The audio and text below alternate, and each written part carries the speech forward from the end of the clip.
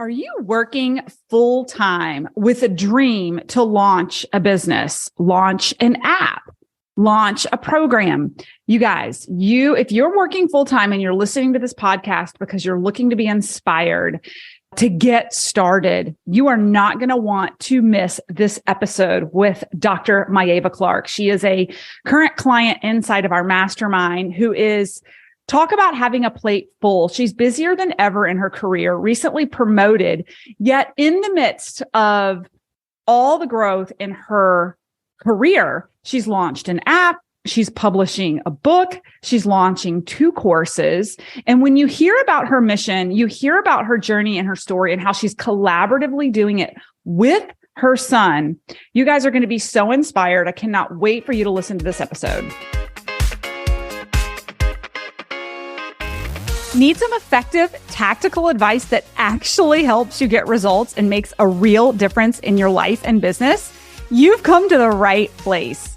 If you're finding yourself here today, it means you're getting ready to gain serious traction in your business, rapidly multiply your income and impact, and you're ready to make it happen while living all out.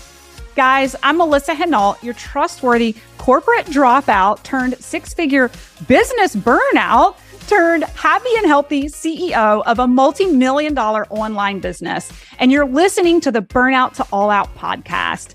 On this show, we're serving up innovative growth strategies, simple implementation methods to put them into practice, and action-stimulating inspiration tailored specifically for the modern entrepreneur. Let's dive in.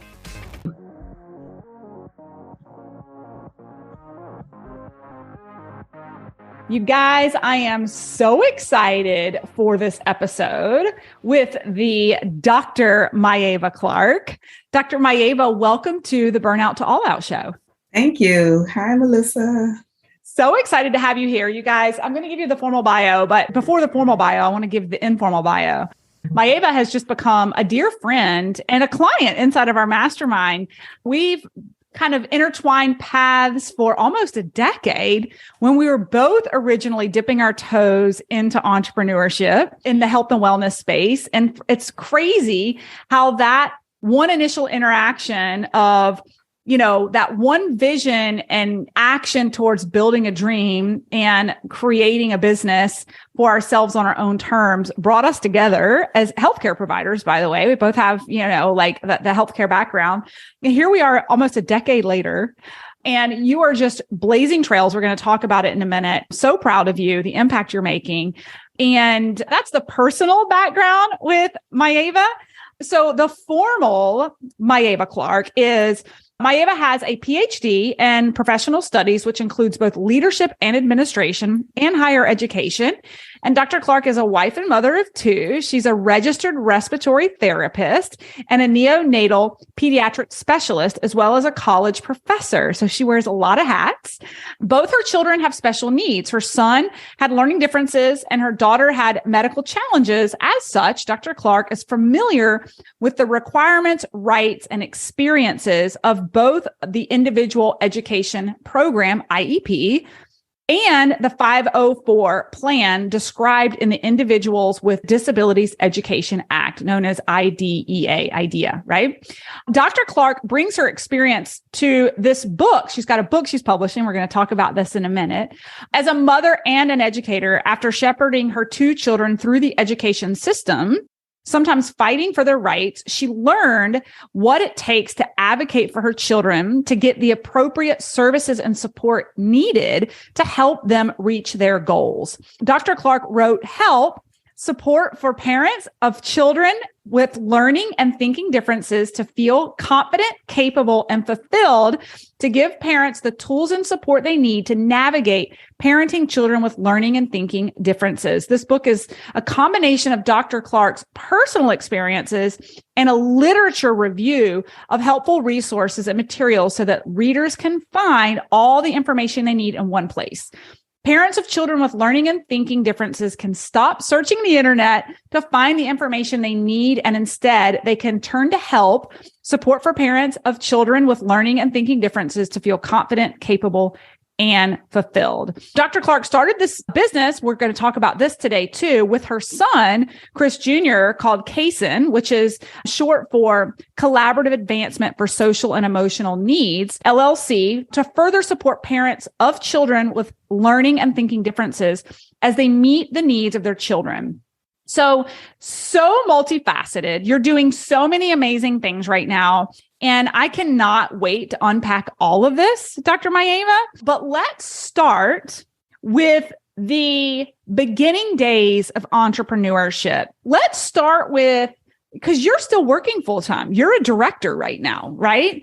Yes. So any of you guys watching this on LinkedIn right now thinking, I can't launch my own business. I work full time. This woman wears multiple hats, has launched an app, is launching a course, has launched a book, right? Like we just had a conversation about this offline about time is just perception, right? Let's start with on your journey with your children. And I know there's a backstory of like earlier entrepreneurship with you and I in health and wellness, but I want to jump right into where you had the vision for a problem publicly when it comes to the social emotional needs and support of children. Like, let me ask you this. At what point in your journey did you have the vision that you could start a movement and start a business while still working full time? Believe it or not, it came from my son. Mm-hmm. When Chris graduated high school in 2016, give a little background. Chris was diagnosed with developmental delays, but of normal intelligence. Mm-hmm. So cognitively, he's there, but he had a lot of struggles. He needed some speech therapy, physical and occupational therapy. So things were challenging for him. So he did graduate high school and he went on to the local community college. But about a year after he graduated, my husband asked him, what do you wish you had in school that you didn't have that could help kids today? And he said, I wish someone would have taught me how to be appropriate on social media. Mm-hmm. He said, my husband and my husband's friends really helped Chris become appropriate. Yes, I was his friend on Facebook, but I did not do the policing that the guys did for him. And just to give you a little more background about that, Chris asked us if he could get on social media. I guess he was around 14, and we told him we didn't think it was a good idea. He shouldn't do it. Well, he did it anyway. Yeah. And I was the first person he requested to be friends with. So we got a big kick out of that because I said, this proves that he wasn't ready, because most kids, if they were sneaking, they wouldn't have invited their parents to be on there, right? So instead of us getting crazy over it, we just became his friend. Mm. And then my husband's friends became his friends. So when they saw inappropriate content going on and him saying things that was just off or people being mean, they really helped him navigate that space. Mm. My husband would say, Chris, take this down or edit your post to say this. He said, what do you mean by that? And Chris would tell him what he meant. And he said, well, that's not how it's coming across. Change your post, so they worked with him like that. So when he said, I wish someone would have taught me in school how to do that, so I didn't have to run through some of the pitfalls I ran through. And then just to give you a little bit more, during the 2016 election, Chris was bullied on social media by adults because of political views and things. And it was really, really mean, really hurtful. They said some really hurtful things to him.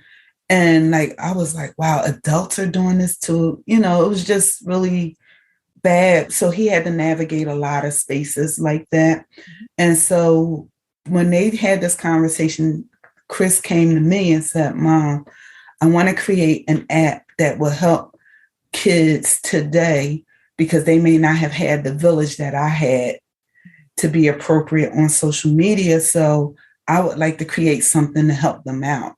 And when I tell you, I wear many hats, but computer skills and designing wasn't one of them. Yeah. But I told him yes. Yeah. I just said yes. And I had no idea what I was doing. And so I went to the computer and I started researching what's missing in education. Where's the gap? Because I knew it wasn't enough to just create an app. What's the app going to be about? That's not enough. So I found social and emotional learning is this huge gap in education. So I said, okay, if I create something that would combine social media with education, I may be on to something. So I went to Chris Jr. and I said, what do you think of this? And he's like, oh, Mom, I love that idea. And that's kind of where it started. And also Chris had like a hybrid kind of education where, remember, I said he was of normal intelligence, but he had some developmental delays and things going on. So Chris didn't fit into any mold. He had some special education classes. He had some general education classes. He had some 100 level. We didn't allow them to put him in a box. We wanted what he needed. We fought for the appropriate placement for him. So math wasn't his strong suit. So he went to special ed, smaller classes for math, So anyway, they had this dance where it would be different schools they would bring together and they would have these kids. So when they got to this dance, the kids didn't know each other. So they was kind of still with their own school. And he figured this app would be a place where the kids can communicate and learn each other before they even met in person, and they would be looking for each other. So that's kind of where we went. Oh, so cool. What I love about this story is that your son had an idea, and even though you had zero expertise on the back end from a tech perspective, you instinctually said, yes, let's do this. So let's talk about, what happened next? Tell us a little bit about what transpired, what's been created, all while working full-time. Okay, so what happened next is I found a third-party company on the internet that allowed us to create this app. So what I would liken it to is how an artist would get an idea for, let's say an architect, get this idea for this building, and then he sketches it out and create a design on paper to give him the visual for what he wants to build. So that's what this app did. It was a third-party app, and it had limits because of someone else's thing. So what I did, Chris and I, we went to the school district where we live, where he went to school, and we met with the assistant superintendent of special ed. We showed her what we did, and she validated it. She liked the idea. She said, I like where this is going, but it could be better. I said, well, what would make it better? And she told us. Guess what? We went back and we did it. And we met with her again. And she said, I like it, but it still needs this. So we met with her 3 times. Wow. And then that gave me my belief. Someone believed. And one of the things she did for the social emotional learning, I had purchased a third-party company to actually teach. And when she saw it, she said, that was good, but my Ava, you're better than this. I borrowed her belief because when she said that, Chris and I left, and she catapulted my mind to thinking beyond what I had to what was possible. And then we started creating, and then we realized that platform couldn't go where we needed it to go. And we hired app developers. Awesome. Okay. So what I love is how you had an idea, you just moved forward. I call it imperfect action, right? You just got started. And then you got feedback. And then you got more feedback. And you got more feedback. And then you had the confidence, it sounds like. It's like, okay, I'm definitely onto something. We're going to app developers. I'm all in. Tell us where you are today with the app and tell us what it does.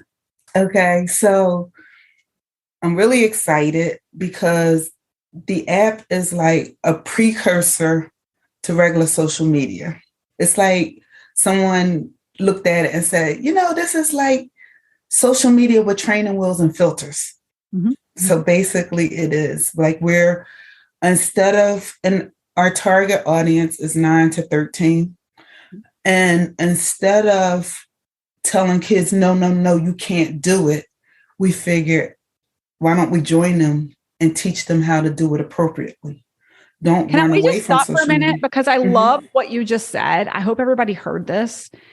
Social media has become available and grown so rapidly and quickly. It is like the primary form of communication for a lot of people. Yet there's no formal education and guidance from the ground up on what's proper, what's not, right? And I think this is where children, social and emotional needs or not, or developmental needs, like all of that set aside, just children in general.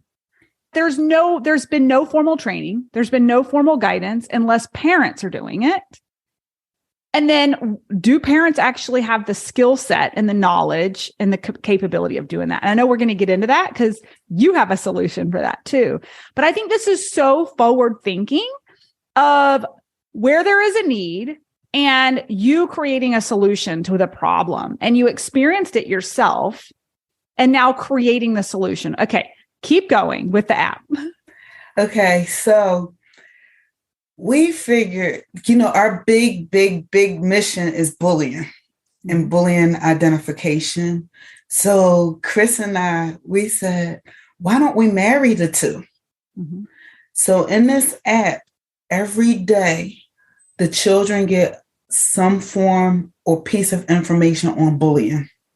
Mm. So they're learning about bullying. And then the next day they get a question about what they learned to make sure that they weren't just blowing through it and that they are reading it. The app is by invitation only. It is not open to the public. Kind of like Clubhouse. Yeah, it's because we're protecting the children. We have to make sure no child predators are in there because, again, it can be for any child, but we're focusing on kids with learning differences, the more vulnerable population. Mm-hmm. And so any child can be tricked or lured into something, but kids that have social and emotional needs or learning differences may be easier prey than kids that are socially in tune, which can still fall victim. Adults can fall victim. Look at all the catfish and adults that get tricked. So I'm not by any means saying that no one has to be exempt from it, but I'm just stating that some people are at more of a risk. Yeah. Anyway, we have to protect them. We have to have layers of protection. Mm-hmm. Mm-hmm. Awesome. Okay. So basically the app is like a platform for children to begin learning appropriately how to interact. I know that you talked about how there's a bullying aspect for education. Yes. Talk to us a little bit about how the children get trained on how to actually appropriately interact. Yeah. Right. So it's a couple pieces that I didn't tell you. One, we're teaching children how to interact formally with adults because they have to interact with their teacher by answering like a discussion board. Mm-hmm. And then they have peer-to-peer interaction where they have to respond to their classmates. Mm-hmm. And everything is filtered through the teacher. So nothing goes live without teacher approval. So there's layers and layers of protection for teachable moments. Mm-hmm. We have filters in place like for profanity, but even more than just that. Say like something might be offensive in my culture that may not be offensive in your culture. Mm-hmm. So I can flag something, and if a child uses it and you're not aware, they'll get a message that they can't use it. Mm. And then you'll get an email stating that they tried to use it.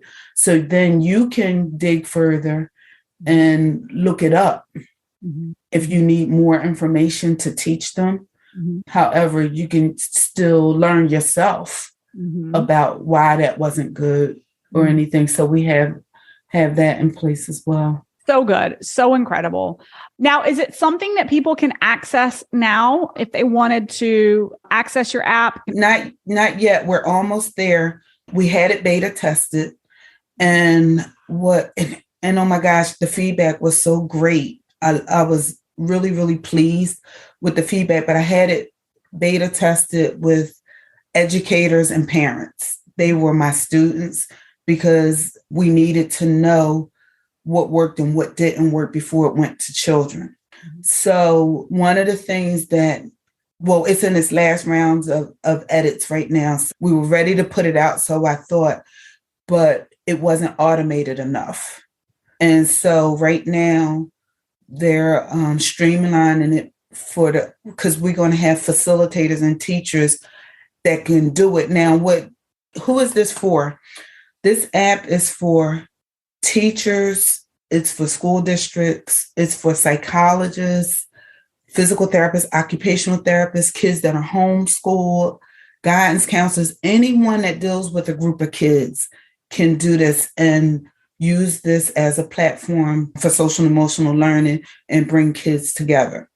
So one of the things that it didn't have was enough automation to make it easier for those people to navigate and make it a seamless flow.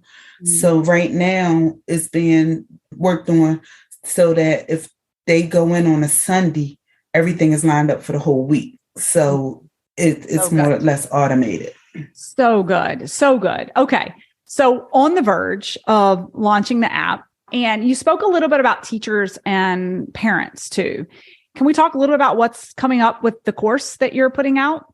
Yes. Oh. So Chris and I, again, all of this came from Chris's experience, his lived experiences. What I tell people is God turned pain into passion. Mm-hmm. Our pain became our passion to help other children and parents. Love that. And we have a purpose. And the other thing I'll say is it's our story, but it's God's glory. I think that this will help so many other people, children and parents alike. And that's what we're here for. We're here to support them. So good. So good. So stay tuned for that, because I think, and you may be even hosting a masterclass next month for parents, because that's going to be the next thing I want to chat with you about. And we'll get into the book in a minute. But for all the parents that listen to my podcast that have children over the age of even 5, my 5-year-old loves YouTube shorts, he's not necessarily interacting on social media yet. None of my children have social media accounts. Well, I should take that back. My son has a YouTube channel because he streams about computers. And there are conversations with strangers that go on with Discord that go along with that space. But for all the parents who, are struggling with this tug of war, because my kids are asking for phones right now. And I'm like, no way.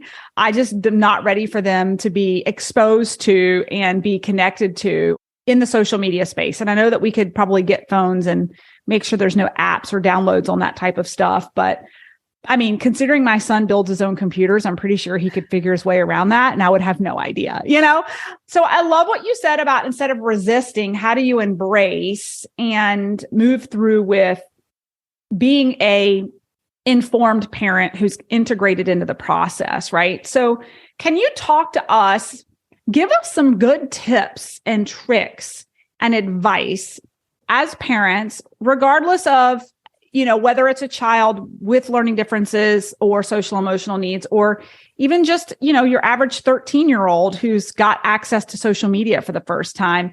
Can you give some advice to parents on kind of ground rules and getting started on social media? Sure. Can I back up first? Because I realized I didn't finish answering your last question. Yeah. So we started out with social media wellness. That was our original thought. And then we realized that kids need to be socially well-rounded. So the name of our program is Cason Education Social Network Wellness Academy. And the reason is we want to teach social wellness, not just so they can be appropriate on social media, but so they'll know eye contact. They'll have these soft skills that when they can navigate college, they can navigate the workplace and life in general. Mm-hmm. And so some of the courses that we have include social and emotional development, bullying identification, social media readiness, mental health development, and we have a few other courses as well. Now, the reason why we have these, again, we want to make the kids well-rounded. There was a lawsuit in Philadelphia in 2021. McAndrews was the law firm, and they sued the school district. You can find it on the internet, and actually I'll leave the link so you can put it with your podcast or however you do your social assets. Mm-hmm. Well, the judge ruled in favor of the parents that the school district didn't do enough to prepare this child with special needs with social emotional development. And guess what? It happened off hours. It wasn't during school time, and they were still liable. So what CASIN is we bridge the gap between school and home. It's not that everything we're teaching is a new concept, but the way we're teaching it is new. So we're taking social and emotional learning and tying it into home via different social media platforms. For example, our social and emotional development course, we go through, and we do all of this while building the kids up, giving them strengths, letting them gain self-confidence. For example, in one of the courses, one of the modules is on differences. And we talk about how people look different. So we'll start like that, like identify the way people look different in your neighborhood, and they just look different in families or whatever. And then it's differences in occupation. And then it may go into, then it's, what do you do? Some kids may be track, some kids may do gymnastics, some may be good at music, but we help them find their inner strengths and tap in.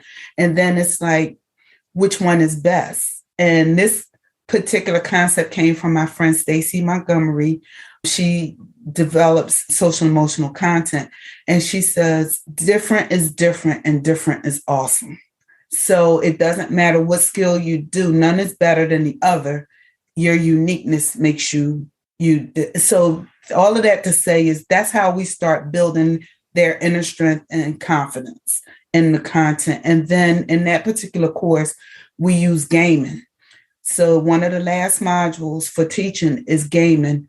They will take what they learn for in person and tie it into gaming, because you still need those same skills online.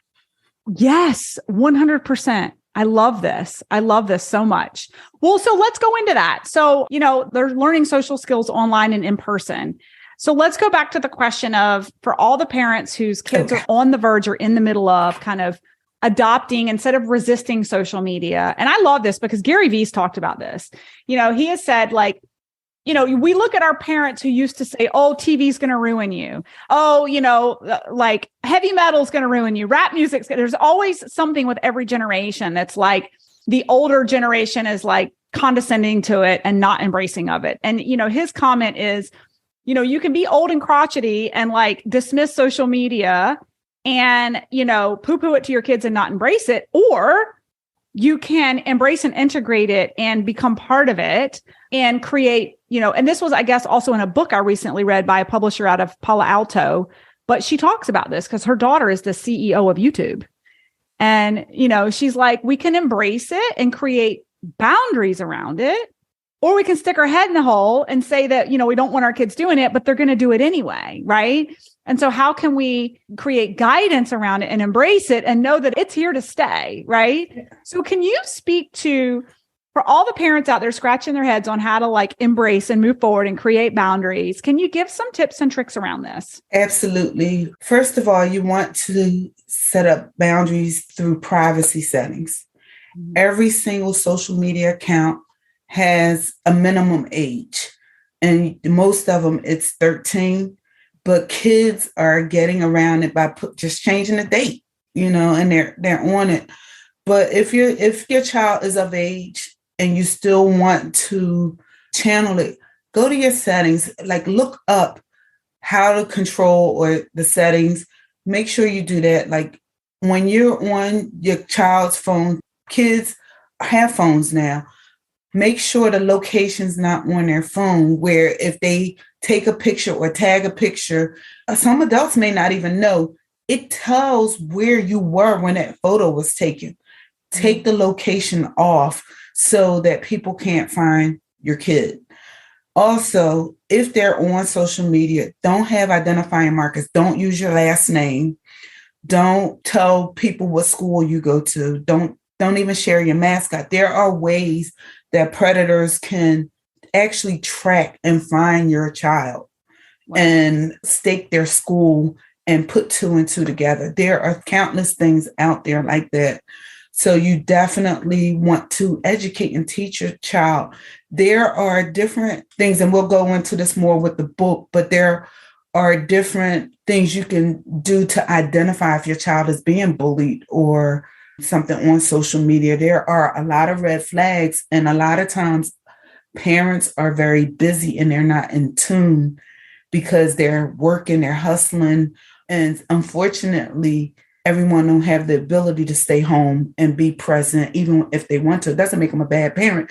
It makes them human. And that's the way life is sometimes.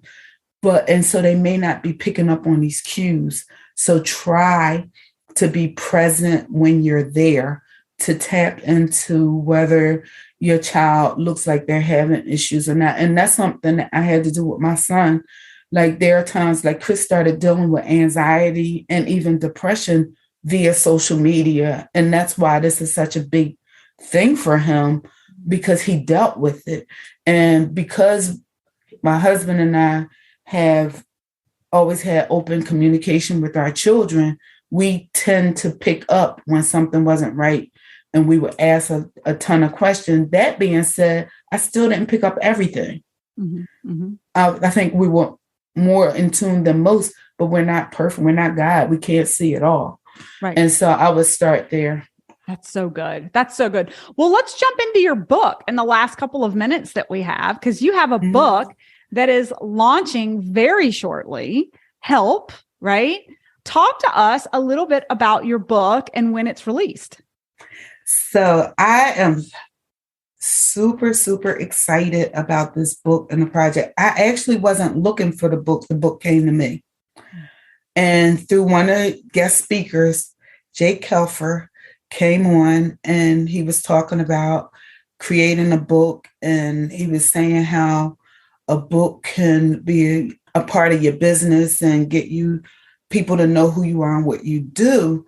And so that is what got my juices flowing and really to pour into this. So this book is based on my experience as a parent of a child with learning differences. Mm-hmm. And I am very transparent in this book. I'm very, very transparent. To show you how transparent I am, I began with talking about a miscarriage that I had. Mm-hmm. And through that process, I prayed and I asked God, what am I to gain from this? Because this is so painful. I don't want to go through it again. If there's a lesson to be learned, can I learn it? And in that process, I felt God say that I had ineffective communication with my husband and unrealistic expectations from my in-laws. So the short of it is that was a gift for me. In a very bad situation, those things helped me because I realized that my in-laws loved me, but they could only love me how they could love me. Mm-hmm. And I had to accept how they were able to give love. Mm-hmm. And it worked well. And even with my husband, with us talking, had to learn to listen to what he was saying and not jump in and say what I wanted to say while he was talking. So anyway, all of that is, in every negative situation, there's a positive. We have to be willing to look for it.